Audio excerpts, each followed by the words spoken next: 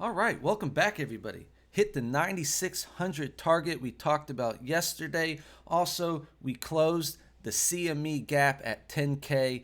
Bitcoin still pumping, still feeling bullish. This is Crypto Rolly, the crypto watch that never stops. Live technical analysis, price predictions, and trading. Remember, these are my own ideas and opinions on the market, so please do your own research. Trade at your own risk. I am not your financial advisor. Hit that like, comment, subscribe, tick the bell for notifications. Let's roll. All right, looking at the market, Bitcoin up 5% in the past 24 hours. Real volume 2.6 billion, looking good. Volume picked up from yesterday, but then the rest of the altcoins just really lagging behind. Ethereum up only 1%. You can see just minor gains across the board, even small losses in the past 24 hours here.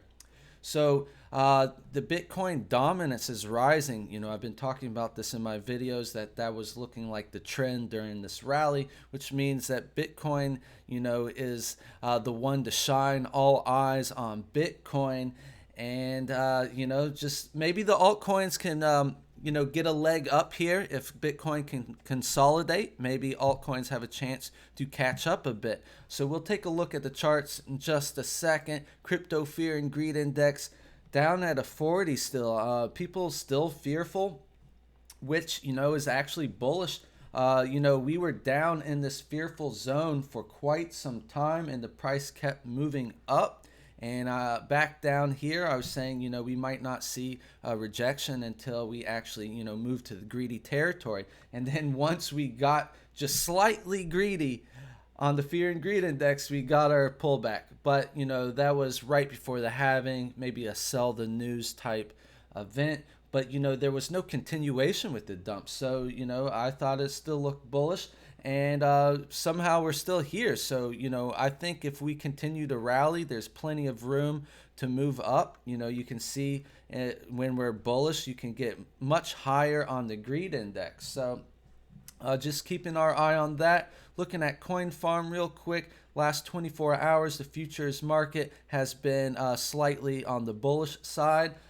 In the last hour, you can see, you know, slightly bearish, but, you know, we are seeing a bit of a consolidation. We did fill that 10K gap. You know, it's very typical that you see, you know, buys or sells within the gaps, people anticipating the gap to be filled. So oftentimes you'll see the gap get filled and then wick the opposite direction. Basically, people, you know, front running that gap or just prepared. You know, they knew the first attempt might be a sell. Okay, page is unresponsive. Okay, yeah, Coin Farm, we don't need you anyway. All right, so hair looking crazy. I need a haircut. I haven't had a haircut in about 3 months. That's why we ended up bleaching it. I don't know. Gonna let the wife try cut it. If it doesn't look good, I might just have to buzz it, right? All right. Anyways, Bitcoin looking good. So we're going to start off. I've been showing this past few days. Your 11.8 CME, 11.8K CME gap at this yellow line. We did fill the 10K gap, so there's the next one on everyone's mind. We were looking at a resistance box between 10.5 and what is it here? Say 1 second, 9,400. So 10.5 to 9,400. Which, you know, I was thinking, you know, it depends how you draw this descending trend line, because if you look at the descending trend line right here, let's zoom in, we're right at it on the 4-hour, just like right there, you know, right there. So are we able to regain that and find some support above it? That's what we hope for if you're a bull, of course. And we're still, you know, holding 9,600, which is good. So my point is, if I go over to my Bitstamp chart real quick, I also have a downtrend resistance from 20K drawn out. So you can see we're above it on this one. So everyone's going to have a slightly different trend line. Based, you know, how did they draw it? Are they using the weekly candles, the daily candles? Are they using wicks? Are they using candle bodies? So using the Bitstamp weekly candle body closes. So your candle body top there, you had a candle body. We are above this trend line. And if you zoom in on this trend line, we did break above it. And if we came back to test it, it's around like 9350 to 9400 on this chart. So say a couple things can happen here. One, we could, flag out and consolidate sideways in this 9600 region potentially, or we could get a little bit of a pullback down to that 9400 region and get a bounce off of this trend line possibly. And you'd like to see support above in this region and then make another attempt at that 10K level, okay? So going back to that beautifully drawn Coinbase chart, I'm going somewhere with this, right? Okay, I had 94 on this resistance box, so that's where this all ties together. So on this chart, I do have my trend line a little bit higher. We're fighting resistance right now, but that resistance box started at 9400, and I had done this a few days before, and you can see how it all plays out down the road. Is very interesting. So either way, I would like to maintain 9400 support. So if Bitcoin consolidates in 96 or it comes down and bounces off 9400, potentially, like I was saying, maybe the altcoins can get a chance to rally. If you look at the Bitcoin chart real quick, Bitcoin dominance, that's CME. You can see the CME gap did fill. Good to see. Going over to Bitcoin dominance, let's just look at the daily there. You can see that on this rally, Bitcoin dominance has been rising. On the little bit of a dump that we had right before the halving, the dominance fell, but then since we have recovered, dominance rising again. So Bitcoin, percentage-wise is rising, and the altcoins are just sitting behind. And you can see this very clearly. You can see how, let's go to a 4-hour chart. You can see this. You can see we had the dump, and you had a bit of an ascending triangle that we had drawn out. I'll do that real quick because I called for 9600 2 days ago based on this ascending triangle. Right there, you had a rising trend, a flat top, and then you could do a measured move. You would, drag from there to there maybe. And this isn't perfect, but it doesn't have to be perfect. And hold on, this isn't giving me my extended move that I had before. I won't spend too much time on it. So then you drag it there, and that would take you right around there. So 9550, 9600. Like I say, you can play around. These are all just like estimates, they're not going to be perfect. So anyways, we got that move, and then last night I was joking but not joking. I was like, okay, so we hit that 9600 target from the ascending triangle, but the 10K gap is not too far at this point, so might as well just go fill it. And that's what we did. We were so close to filling it, after, the gap was over $1,000 when it started. And then by the time we got up to 95 or 96, it's like only a few more hundred, might as well just fill it. And we did.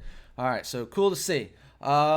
So going back to, okay, so the dominance was rising. I got lost there for a second. So the Bitcoin dominance has been rising. You can, as Bitcoin, there we are, as Bitcoin price rises, okay? So if you see this, how we had that consolidation and then breakout, go over to something like Link, okay? And guys, I've started an account on PHEMEX. I have a referral code down below if you're interested, but it's a great opportunity to actually leverage trade Link, Tezos, BTC, ETH. You got Litecoin, XRP, and gold. Actually, I actually got a little profit off of a gold trade. I saw, I showed yesterday's video that it was in a symmetrical triangle. You had a little bit of a breakout, took some profit on that. So cool, to trade something not directly correlated to Bitcoin, since most altcoins move with Bitcoin. And then also, though, I like the option of having Link and Tezos, because sometimes, Link and Tezos, don't move exactly like Bitcoin. Ethereum pretty close to Bitcoin, but you can see, Link do its own thing. So cool to have. Just wanted to mention that. But yeah, look at Link real quick here. See, Link still consolidating down here. Never got the breakout. So it had the dump, little consolidation, hasn't had its breakout. Tezos, similar, dump, consolidation, hasn't had its breakout. Ethereum had a breakout. Not quite as much as Bitcoin, but it did get that breakout. And Ethereum, I've been looking at 195 as a critical level, and it finally broke above it and has back tested it and bounced off as support right now. This 195 goes pretty far back, actually. You can see the resistance, support resistance, and I wanted to see us get back above here to be bullish on Ethereum moving forward. All right, so bounced around quite a bit there. Anything else? I think that wraps up just the general summary of what I'm looking at. I can, we're looking at, if we do get rejected from this region for whatever reason, you got to be prepared for, both sides. You can't just be, a bull tard or a perma bear, all these different terms. So if we do get rejected, because we have put in a lower high here, we did fill the gap, get a little bit of rejection, which I have to say the exact same thing happened in this region. There was a dump here on a weekend, I believe. There was a CME gap that didn't look like it would get filled, and we ended up filling it and then dumping immediately. So we do have to have that on the radar. Let's just point it out there. So you guys, I'm not making this up here. It happened back in this region. Yeah, right there. You had a dump. You could probably see it better on a 4-hour. Let's see. So this was the top of the rally. Okay, so you had that gap here, right there. It dumped down, and then we actually came all the way up to fill it, and then it dumped back down and then continued that. Okay, so kind of similar. Came back, filled it. If we get rejected and back down, it might look like what we had here, that started that dump. Okay, just to keep that in the back of our minds. I do feel very bullish, but I can't ignore that I noticed the similarities there. But so anyways, we filled that gap, looking to find support. Hopefully we continue higher. And I think, oh yeah, my point, I am just all over the place today. Whatever. There's just so much to look at all times. What my point is, if we do get rejected here,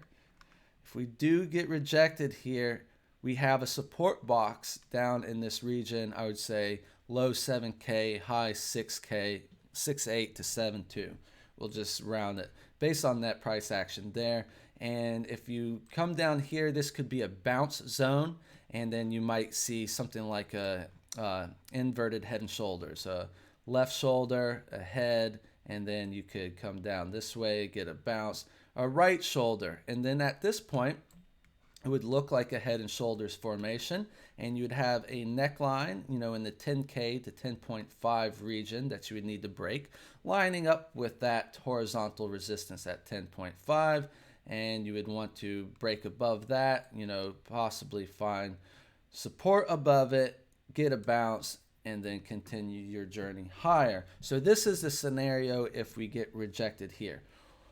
We don't have to come down here. Preferably, I would like to find support above 7,800.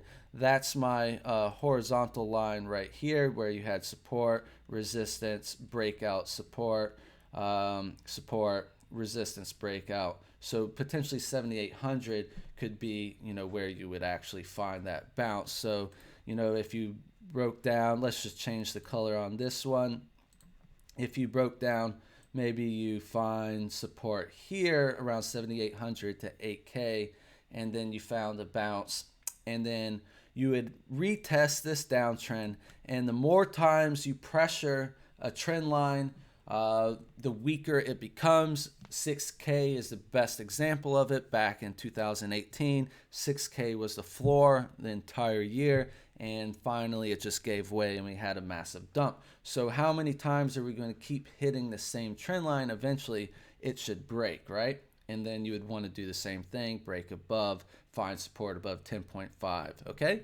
So that is the general gist and macro look at everything.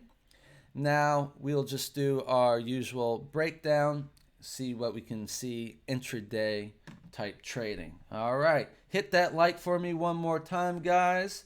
All right, going over to the Bitstamp. So like I was saying, like there's so many things to look at. You know, it's just funny what is popular. Like a year or two ago, people were always showing, you know, the Bitfinex longs versus the shorts chart. I don't really hear people talking about that anymore, but, you know, it was just like, you know, whenever the, you know, the shorts were super high, like they were like hitting all-time highs. Maybe that's why we're not talking about it. They're not at all-time highs or all-time lows. But whenever we were at that all-time high, so that was an all-time high, you know, we were retesting all-time highs, at all-time highs. People are calling for, you know, a short squeeze, and, you know, the opposite with the longs. Ooh, excuse me. We had hit all-time highs here, and they're like, okay, you know, longs are all-time highs, so now we're going to get a long squeeze. But they're kind of generally neutral, so you're not hearing much talk about that at the moment, okay? So Bitcoin, let's go to the weekly. Looking at our weekly, we'll take off our drawing tools. Let's throw up the moving averages. Moving averages, don't need my drawing, excusez-moi. All right, so we broke above the yellow 21 EMA. I said a few weeks ago, above 8K, I am bullish, and I am calling bull market above 8K, 7,800 just to be exact, but 8K is just easier to say, right? So why 8K? Because you had the yellow 21 EMA and your orange 50 EMA in this region here. We also had some horizontal trend line, you know, support resistance that was of importance. Okay, so anyways, we broke above it. This weekly doji, we did retest it. We bounced. They tried to sell again. It bounced. And look, putting in a green candle, there's still half a week left, so let's see where this weekly candle closes. But if the weekly candle closed at current price, this looks bullish to me. Okay, guys, maintaining above this level is critical. I say this every time I show it. Above the yellow 21 EMA, bull market, below it, bear market, general terms.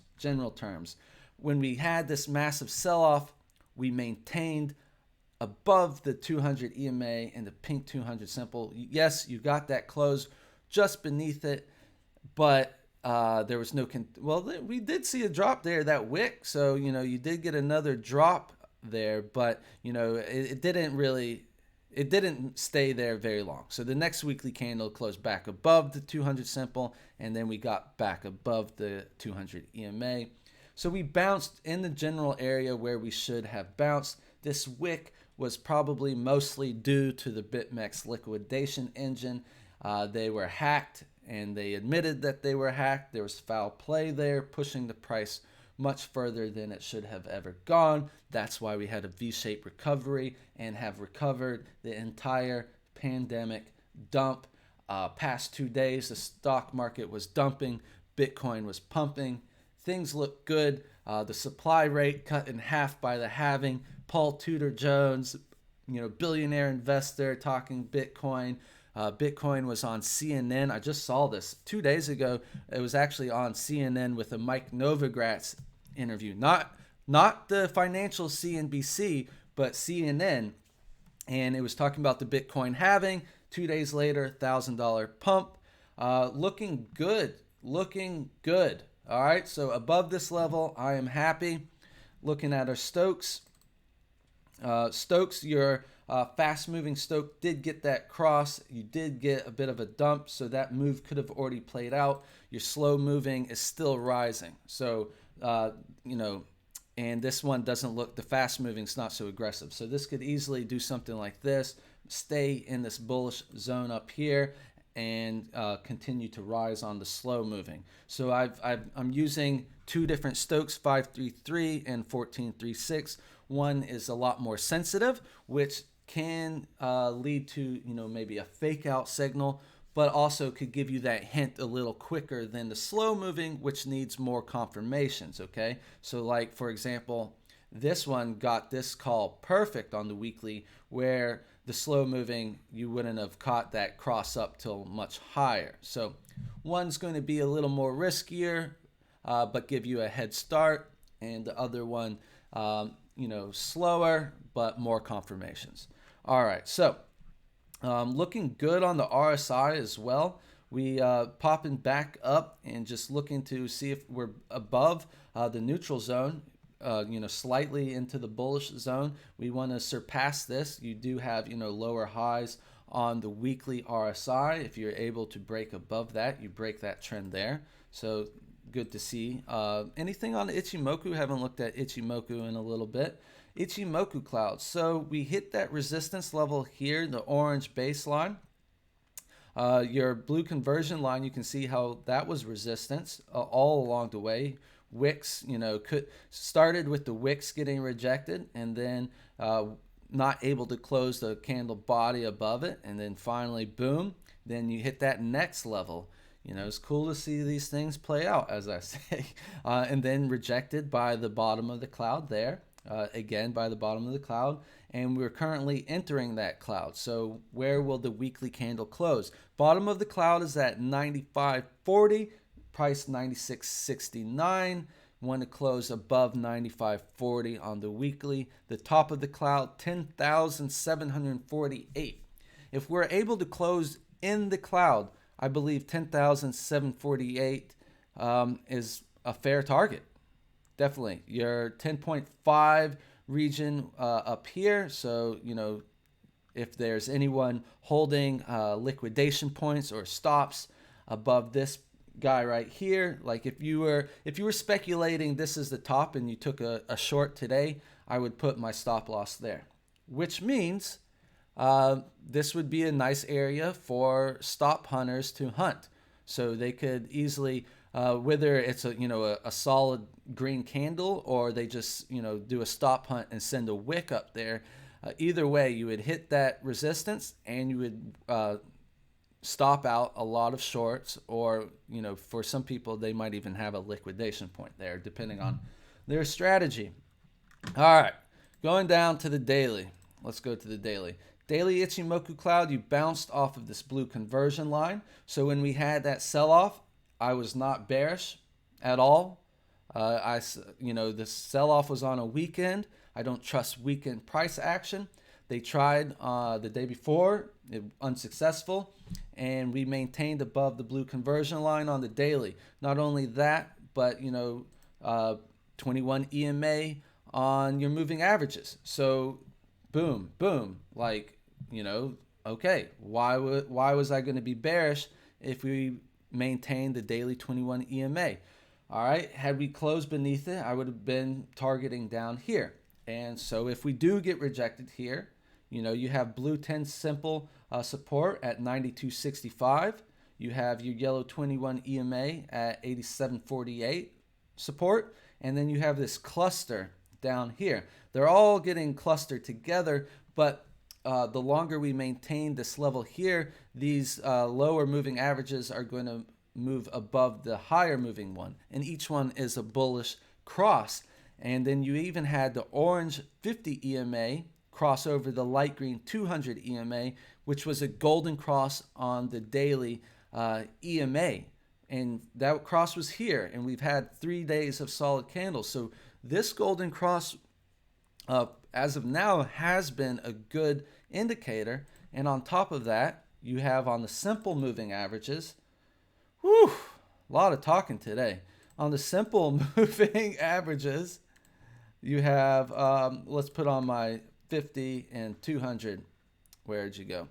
All right. So this is the 50 simple and the 200 simple on the daily. They're starting to converge as well. You won't get this cross till maybe this, like, I don't know, just estimating May 21st. So somewhere down here possibly.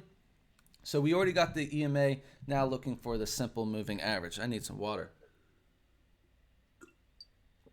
I'm gonna wrap this up soon. I'll finish out the daily and then do the 4-hour, maybe the 12-hour too. We already looked at the altcoins too, did that ahead of time. So let me go back to my regular settings. Close that out there.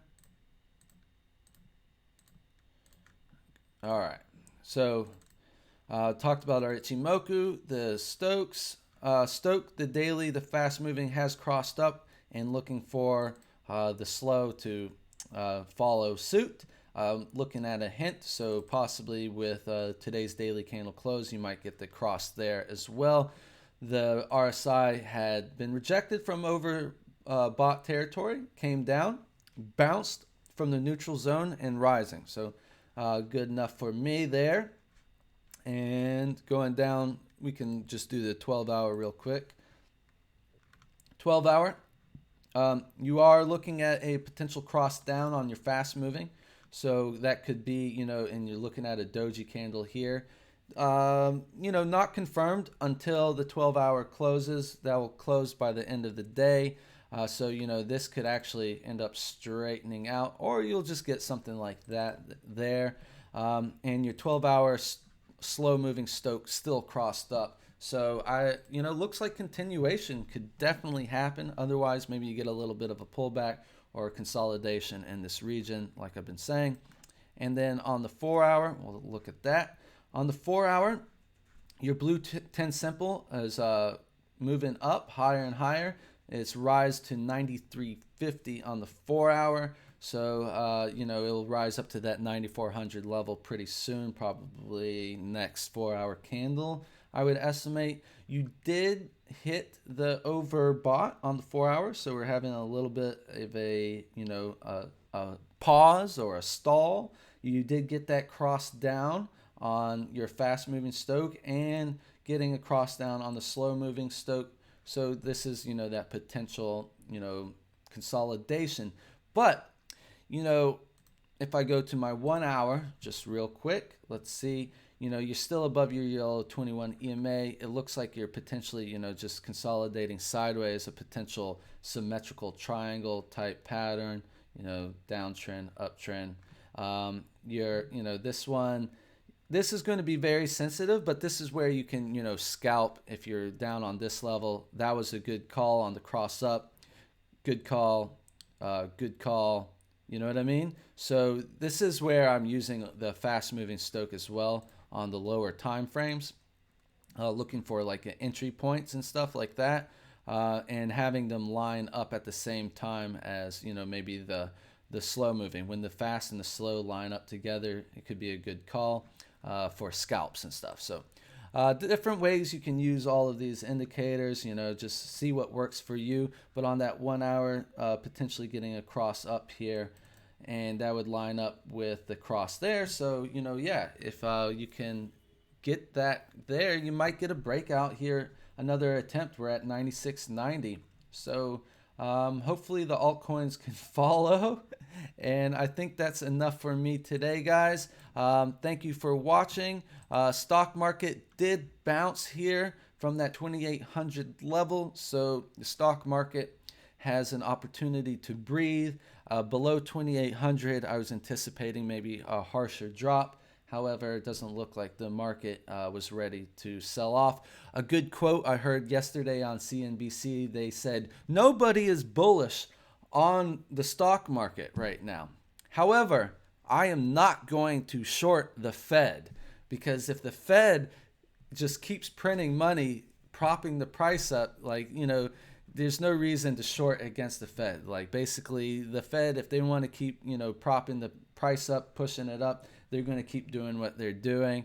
But they're just saying, yeah, the real reality of the economic situation is looking very grim, especially down the road. Few 6 months, a year, 2 years from now, the economic impact of this shutdown and possibly continued shutdown and possibility of shutting back down could have a very devastating effect on the economy. But if the Fed's going to just keep printing money and keep pushing the stock market, you got to go with the flow, right? Go with the charts and not with your emotions. And for that, I will be out. And y'all have a great day. See you next time.